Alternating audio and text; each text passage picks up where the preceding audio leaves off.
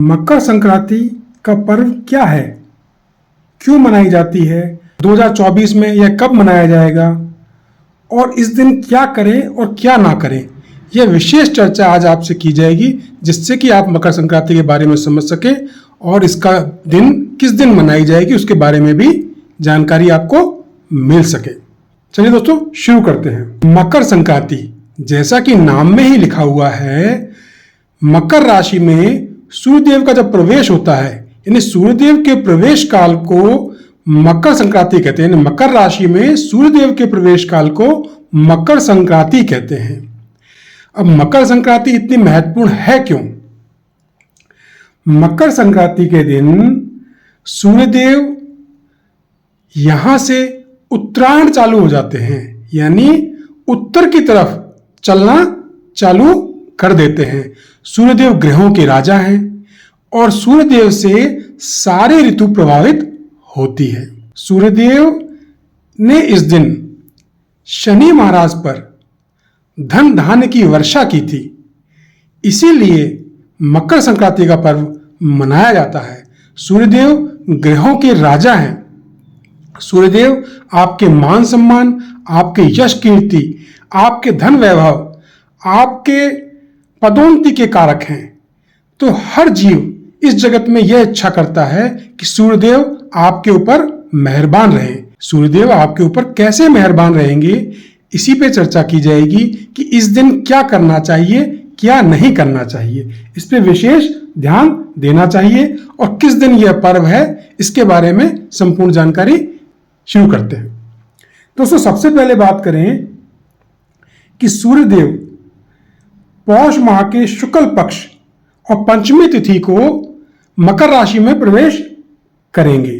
अब मकर राशि में प्रवेश करेंगे तो सूर्य उत्तरायण हो जाएंगे, यानी सूर्य उत्तरायण कहलाएंगे। इस दिन सूर्य उत्तरायण भी कहते हैं। अब उत्तरायण सूर्य पौष माह में शुक्ल पक्ष की पंचमी के दिन कौन सी तारीख पड़ रही है, उस दिन मकर संक्रांति मनाई जाएगी। आगे बताते हैं। उससे पहले आपसे कुछ बिंदुओं पे चर्चा कर लेते हैं कि सबसे पहली बात करें कि इस दिन क्या करना चाहिए। सबसे पहला काम, इस दिन किसी नदी या सरोवर में स्नान करना चाहिए। स्नान करने का जो पुण्य काल का मुहूर्त है, उस समय करने से उत्तम फलों की प्राप्ति होती है। इसके अलावा सूर्यदेव को अर्घ्य देना चाहिए, यानी जल चढ़ाना चाहिए। जल चढ़ाते समय सूर्यदेव के बीज मंत्र का जाप करना चाहिए। ओम घृणी सूर्याय नमः, इस मंत्र का जाप आप सूर्यदेव को अर्घ्य देते समय कर सकते हो। इससे आपकी सारी मनोकामनाएं पूरी होंगी। सबसे पहला काम क्या होगा, आपको धन धान्य की प्राप्ति होगी। जो पुण्य काल मुहूर्त है इसका स्नान करने का और जल चढ़ाने के लिए, अगर आप उसका समुचित उपयोग करते हैं तो आपको धन धान्य की प्राप्ति होती है। आप यशस्वी होते हैं, आपका मान सम्मान बढ़ता है, यानी आपका मान सम्मान बढ़े, आपको पद प्रतिष्ठा मिले। इन सब के लिए आपको सूर्यदेव को अर्घ्य देना चाहिए। और इसके अलावा दान वगैरह क्या करना चाहिए? दान करने के लिए जो सूर्यदेव की वस्तुएं हैं उनका दान कर सकते हैं, जैसे गुड़ हो गया, चावल हो गया, गेहूं हो गया, गरम लाल कपड़े हो गए, तांबे की चीज हो गई, घी हो गए, वस्त्र हो गए। ऐसे चीजों का आप दान कर सकते हैं। इनके दान करने से आपको पुण्य की प्राप्ति होती है। अब बात कर लेते हैं दोस्तों, पुण्य काल कब है। सबसे पहली बात, मकर संक्रांति किस दिन मनाई जाएगी। मकर संक्रांति 15 जनवरी 2024 को मनाई जाएगी। 15 जनवरी 2024 15 जनवरी 2024 को सुबह आप जो ब्रह्म मुहूर्त में भी स्नान कर सकते हैं। ब्रह्म मुहूर्त का समय है 5:27 से सुबह 6:21 तक। इसके बाद जो पुण्य काल का समय है उसमें भी आप स्नान आदि करके और सूर्यदेव को अर्घ्य चढ़ा सकते हैं। पुण्य काल का समय है 7:15 से सुबह 9 बजे तक। ये पुण्य काल का समय है, यानी इस अच्छे समय का आप, पुण्य काल के समय का आप उपयोग करके सूर्यदेव को जल चढ़ाने की कोशिश करें और सूर्यदेव को जल चढ़ाएं। सूर्यदेव को जल चढ़ाने से आपकी मनोकामना सारी पूरी होंगी। दोस्तों, उस दिन रवि योग भी पड़ रहा है। रवि योग क्या होता है? रवि योग के बारे में चर्चा करते हैं। अब रवि योग एक ऐसा योग है कि आप जीवन में जो भी काम करते हैं उसमें आप चाहते हैं कि आपको सफलता मिले, शुभ फल की प्राप्ति हो, उच्च पद मिले, तो आप रवि योग का चयन कर सकते हैं।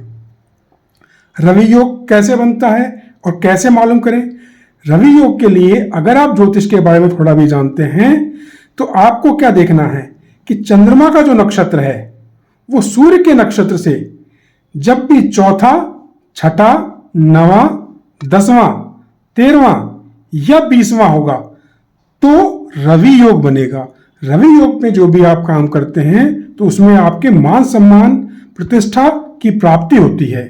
आपको हमेशा जीवन भर ऐसे योगों में अगर आप काम करेंगे तो सफलता मिलना निश्चित है।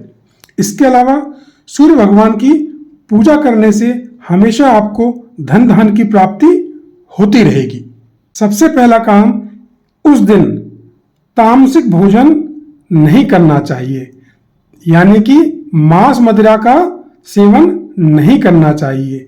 लहसुन प्याज से अगर हो सके संभव तो उस दिन नहीं खाना चाहिए। किसी गरीब का अपमान नहीं करना चाहिए। किसी को नेगेटिव बातें नहीं बोलनी चाहिए। जहां तक हो सके किसी धार्मिक स्थल पर जाके वहां दर्शन करने चाहिए भगवान के और पूजा पाठ करने चाहिए। यानी ये काम करने से आपको उत्तम फलों की प्राप्ति होती है। दोस्तों, ये संपूर्ण चर्चा आपको मकर संक्रांति के बारे में थी, यानी क्या करना चाहिए, क्या नहीं करना चाहिए और कब मनाई जाएगी। उम्मीद है दोस्तों आपको हमारी बताई हुई सारी महत्वपूर्ण बातें अच्छी लगी होंगी। अगर आपको अच्छी लगी तो इसे अपने दोस्तों के साथ शेयर कर सकते हैं और आप हमारे वीडियो को लाइक कर सकते हैं और अगर चैनल पर पहली बार आए हैं इसे सब्सक्राइब कर सकते हैं। आपका दिन शुभ हो। आपको मकर संक्रांति की हार्दिक शुभकामनाएं।